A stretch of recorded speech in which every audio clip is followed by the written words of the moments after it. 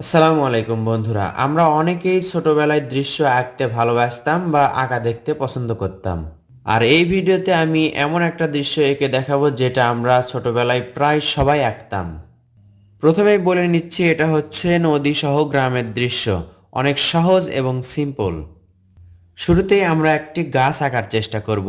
এই বাঁ পাশ থেকে আমরা সোজা করে একটা দাগ দিব। এই তো মাঝ বরাবর এভাবে একটি দাগ দিতে পারবো। এরপর এটা ভাঁজ করে এই তো এটার সাথে লেগে দিব। দুইটা ভাঁজ করে, এটা হচ্ছে গাছের শিকড়। আর উপরে আমরা ডাল আঁকবো, কিছু ডাল এঁকে এটাতে পাতা আঁকবো। এদিকে একটা ডাল দিলাম, আবার এদিকে উপর দিকে একটা ডাল দিলাম, আবার ঘুরে এভাবে তুলে দিলাম। তাহলে এখান থেকে কিভাবে পাতা আঁকা যায় দেখুন। আমি তো বলেছি অনেক সহজ এবং সিম্পল হবে, এবং আঁকাটাও অনেক ইজি করার চেষ্টা করব যেন আপনারা সবাই বুঝে আঁকতে পারেন। এই তো এভাবে ইচ্ছা মতো, আমার মতোই হতে হবে এমন কোনো কথা না। এভাবে ঘুরে ঘুরে এই দাগের সাথে লেগে দিতে হবে।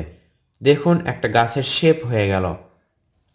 এটার মাঝে বেশি ফাঁকা লাগছে, এজন্য আপনি ঘুরে ঘুরে এভাবে এর মাঝে ছোট ছোট পাতার মতো করে বোঝাতে পারেন। এবার খেয়াল করুন, এইখান থেকে সোজা একটা দাগ টানতে হবে। আমরা ব্যবহার করছি 4B পেন্সিল। এবার মনোযোগ দিয়ে খেয়াল করুন, এখানেই কৌশল।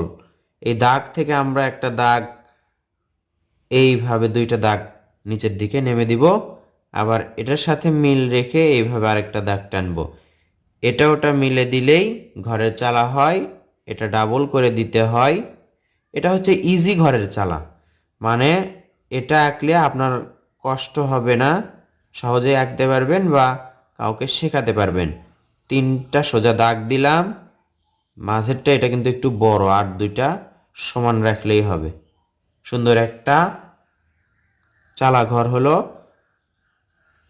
এখানে দরজা আঁকতে হবে, আর এই পাশে জানালা। চাইলে দরজার পাশে দুইটা জানালা আঁকতে পারেন।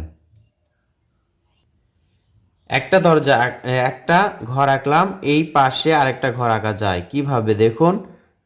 এই তো এটা দেখা যাচ্ছে না, ওই পাশে ঢেকে পড়েছে।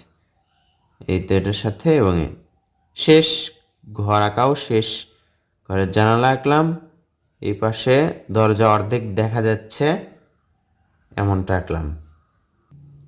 অনেকের হয়তো এমন যে ছোটবেলার দৃশ্য আঁকা দেখে তার ছোটবেলার কথা মনে পড়ে যাবে। এরকম হয়, অনেকেই কমেন্টে এরকমটা বলেছেন। আমরা সচরাচর বেশি কি করতাম, ঘরের ওপরে কলার গাছ আঁকতাম। আসলে কিন্তু এটা ঘরের পিছনে, গাছটা ঢেকে পড়েছে, শুধু পাতাটা দেখা যাচ্ছে। ঘরের চালার ওপরে কোনো ঘর হয় গাছ হয় না, এটা পিছনে দেখা যাচ্ছে। এই সহজ দাগটা দিয়ে এইভাবে ধরেন, এই পাশে এভাবে লেগে দিলেন, এর মাঝে একটা করে দাগ দিলেন, তাহলে মনে হবে কলার পাতা। কলার পাতা বাতাসে ফেটে যায়, এজন্য দেখতে এমন লাগে। আমি বলেছি সহজভাবে, আপনি যদি না পারেন এভাবে এটার সাথে মিলে দিয়ে এর মাঝে একটা করে দাগ দিবেন। কলার গাছ আঁকা শেষ। এখানে আরেকটা পাতা আঁকবো। আর এখান থেকে এই আমরা এই সোজা করে দেখুন একটা গাছ আঁকবো, তাল গাছ আঁকবো।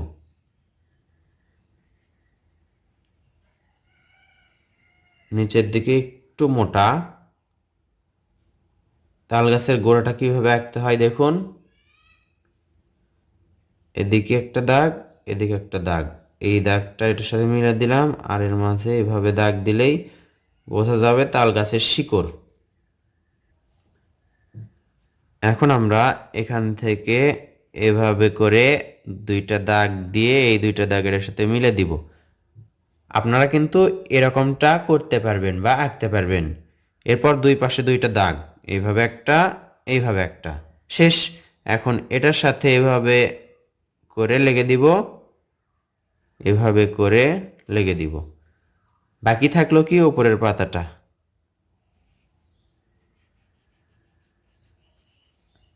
শেষ সুন্দর একটা তাল গাছ। চাইলে এখানে আরো 2টা পাতা আঁকতে পারেন এখানে আর এখানে, অথবা ওইভাবেই ফাঁকা রাখতে পারেন। এই যে মাঝে দাগটা দেখতে পাচ্ছেন, এটা মেশানোর প্রয়োজন নেই। এভাবে করে দাগ দিলে মনে হবে ওটাও একটা দাগ। দৃশ্যটি আঁকার মধ্যে এটুকুই ছিল সবচেয়ে কঠিন। আর এখন আমরা যেটা আঁকবো এটার মাধ্যমে দৃশ্য আঁকা শেষ করে দিব এবং অনেক সহজ হবে। দেখুন, এখান থেকে ছোট করে ঢেউ ঢেউ করে নিচের দিকে নিয়ে আসব। এই তো। আবার এখান থেকে দেখুন, এখান থেকে ধরবো, সরি, আমি চাইলে এখান থেকেও করতে পারি, কিন্তু তা করব না। এখান থেকে ধরলাম, ধরার পর এইভাবে ভাঁজ করব, একই রকম করে ভাঁজ করার চেষ্টা করব। এই তো, নিচের দিকে নিয়ে আসবো, আস্তে আস্তে চওড়া হবে। যখন ছোটরা বা আপনার সোনামণিরা এই ঢেউগুলো আঁকবে, তাদেরকে কখনো বাধা দিবেন না, ইচ্ছা মতো তারা ঢেউ করবে। আমার এরকমই যে হতে হবে এমন কোনো কথা না, তারা ইচ্ছা মতো দুই পাশে ঢেউ করবে, এতে করেই সুন্দর নদী হবে। খেয়াল করতে হবে এই দাগটা, এই দাগটা দেখুন ডাবল করে দিলাম, আবার একটা দাগ পরে এটা আবার ডাবল করে দিলাম, এই দাগটা পরে এটা ডাবল করে দিলাম, আমরা নিচেরটা করছি, আবার এই দাগটা পরে এটা ডাবল করে দিলাম। এভাবে করে একটা পর পর নিচের দাগটা আমরা ডাবল করলেই পাড়টা উঁচু দেখাবে এবং নদীর পাড় বোঝা যাবে। এইভাবে করে আমরা পাড়গুলো ডাবল করে দিচ্ছি, দেখুন এবং বুঝে নিন। এটা দেখতে কিন্তু নদীর পাড় বোঝা যাচ্ছে। ডাবল দাগটা না দিলে উঁচু পাড়টা বোঝা যাবে না। নদীতে নৌকা এঁকে বাচ্চাদের জন্য কঠিন করার কোনো প্রয়োজন নেই। এখানে আমরা পেন্সিল দিয়েই দাগের ওপরে, এই দাগের ওপরে এইভাবে আমরা দাগ দিচ্ছি।